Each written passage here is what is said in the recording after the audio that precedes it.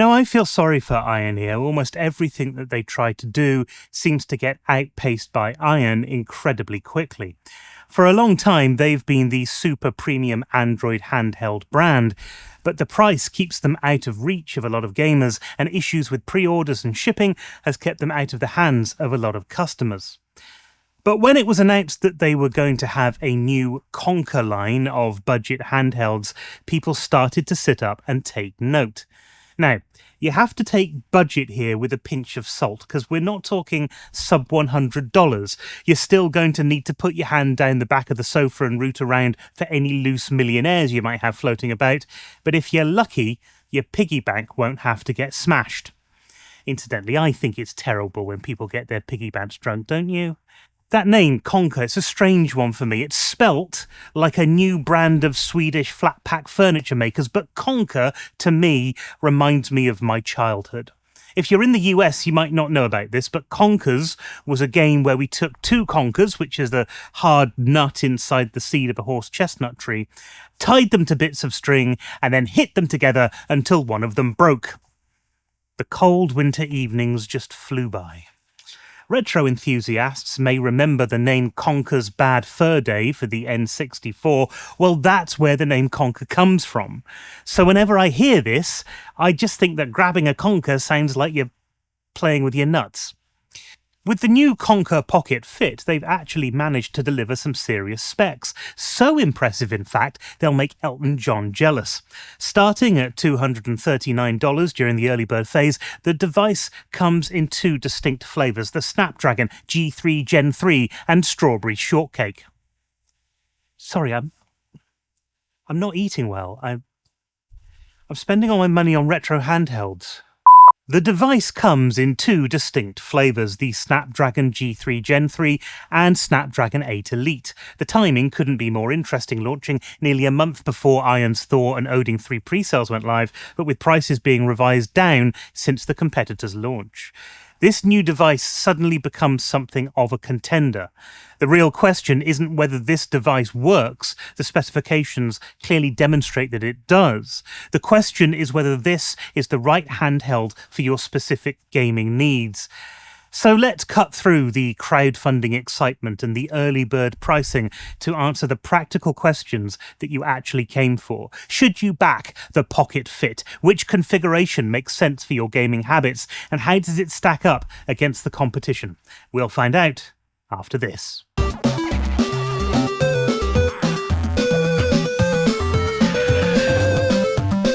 So let's dive into what AYANEO has actually built here, because understanding the Pocket FIT requires looking at both the hardware story and the market positioning.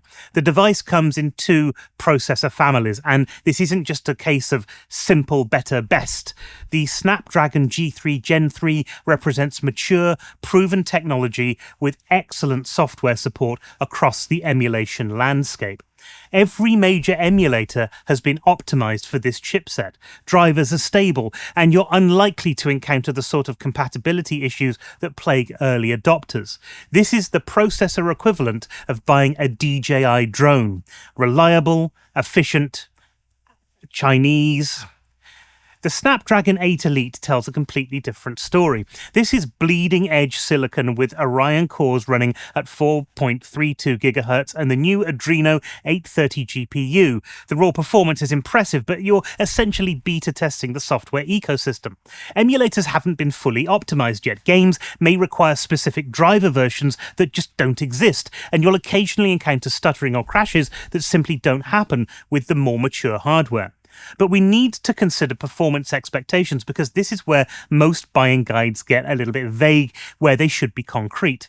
The G3 Gen 3 handles everything up to Switch emulation with rock-solid performance.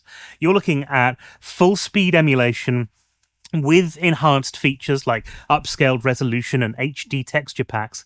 For more demanding systems, the G3 Gen 3 has a few limitations, but no more than you'd find in the 8 Gen 2 chips found on the previous Odin models. If emulation is your main goal, and you want to play games now, the G3 Gen 3 is a pretty solid choice. The 8 Elite changes this calculation significantly. It opens up the possibilities beyond traditional emulation. Windows compatibility through WinLater should have better performance, but the 8 Elite is currently the bleeding edge of what you'll get in an Android gaming device, and you should really only get this chipset if you're prepared to wait for drivers to be developed.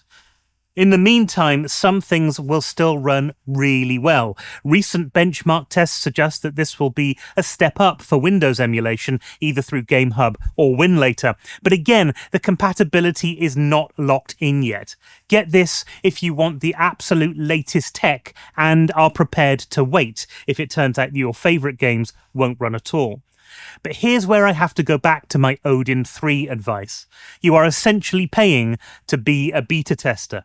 Just like with the Odin 3, you're buying potential rather than performance. If you want to actually play games today rather than troubleshoot compatibility issues, stick with the G3 Gen 3 or wait 6 months or 8 months or a year for the software to catch up. I've been advising people only to go for the 8 Elite now if they have something else that is playing the stuff they want already. And for goodness sake, don't sell your current device until you know the 8 Elite can play the games you want. You have to know what you're getting into here because it's not as plug in and play as other options. And you know what? Some of the other options aren't particularly plug in and play either. The Konker offers enough storage combinations to make you think that they really are a Swedish flat-pack furniture manufacturer. Couple this with different RAM specifications, and it can be a confusing picture. The G3 Gen 3 comes in 8GB with 128GB of storage, 12GB with 256GB of storage, and 16GB with either 512 or 1TB of storage. For retro gaming focused systems through the Wii U and the bulk of the Switch catalogue, 8GB is adequate, but it could be better. It should be noted that 8GB of RAM does not give you much headroom when things go wrong or you want to do other things. Breath of the Wild, Xenoblade, Pokemon Scarlet or Violet, Smash Ultimate all benefit from extra headroom when more RAM is available. It's not that it won't run under 8GB, but it should be a little bit snappier and feel a little bit better with the extra. If you intend to use upscaling or mods or push the other emulation settings, then you'll find yourself hitting the cap on your available RAM.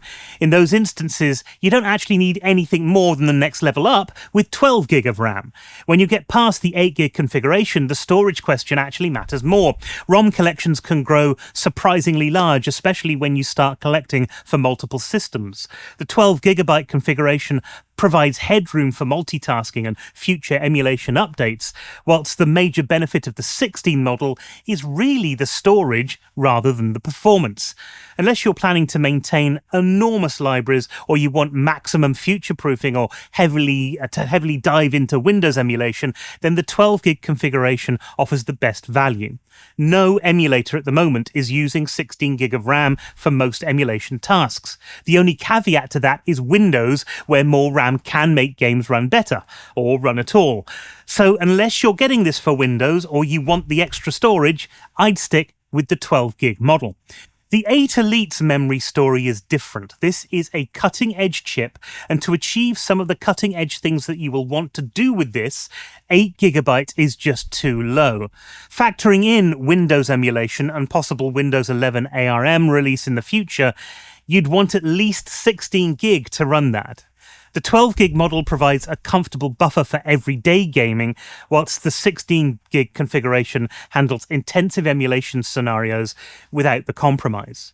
The flagship 24GB, 1TB 8 Elite configuration exists for users who want maximum future-proofing when it comes to Windows and beyond. It's expensive, but it ensures that you won't hit memory limitations regardless of how demanding future emulation updates become. Storage scaling follows the predictable pattern of the previous chip, and you may want to consider a higher spec just for that storage alone. But you will likely use the higher specifications in a way that you wouldn't do necessarily on the G3 Gen 3 model. The competitive landscape makes the Pocket Fit's positioning particularly interesting.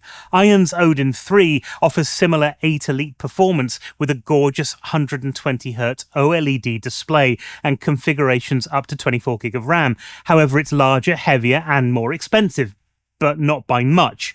The base Odin 3 starts at $299 compared to the Pocket Fit's $269 early bird pricing for the 8 Elite model.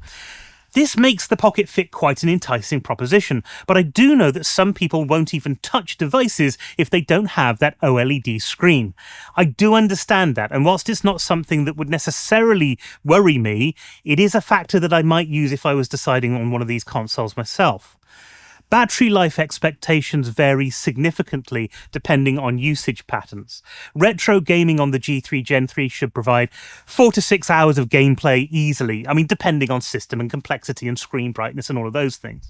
The 8 Elite will consume a little bit more power during intensive emulation, particularly for Windows, where you might see 2 to 3 hours of intensive gaming before needing to recharge. That's enough battery life to finish a cup of tea, but not the accompanying biscuit. So here's the practical buying advice that you came for.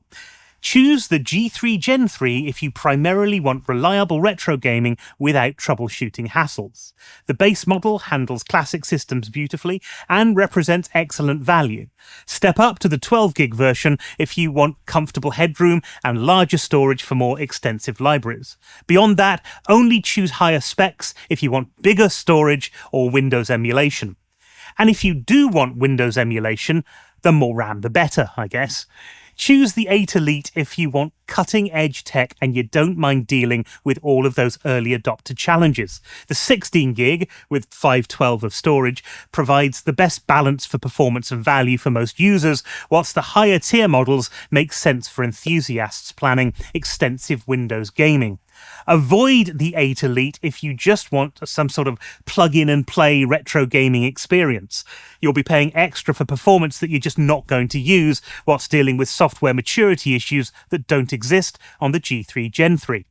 But if you want that OLED screen, well, the Odin line from AYANEO is really what you should be looking at, despite the extra cost. The Pocket Fit represents AYANEO's most successful attempt at a budget premium handheld. Whether it's right for your specific needs depends on your performance requirements and your tolerance for the early adopter challenges.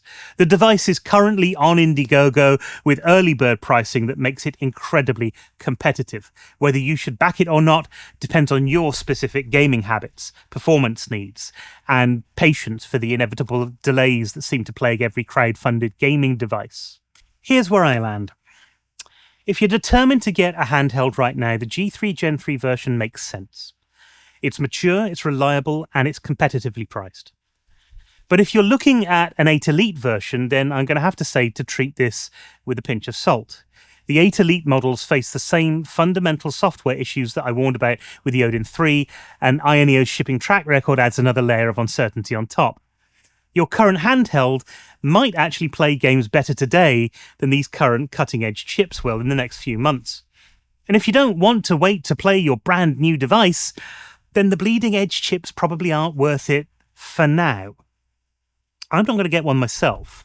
Normally, I'd probably lean towards the Odin 3 despite the price difference. AYANEO's build quality and, the OLED screen does make a difference. It would probably win me over. But as I covered in my Odin 3 video, I'm sitting out this entire generation at the moment because of software maturity issues. The same driver problems that make the Odin 3 a waiting game apply to the Pocket Fit 8's Elite model too. But what do you think? I know this is a sort of a really difficult time to try and buy a new handheld with lots of similarly spec'd stuff on the market and being released for pre-order. The Thor, the Pocket Fit, the Odin 3, they've all got their pros and cons. They've all got their backers and detractors. And honestly, I'm trying to sit in the middle here and go, well, which one might actually be best? Which one might be optimal? But let me know what you think. Let me know in the comments. And if this has helped clarify your buying decision, hit the like button and subscribe for more. But that's it for this video. Until next time, may your frame rates be stable and your battery life generous. Happy gaming.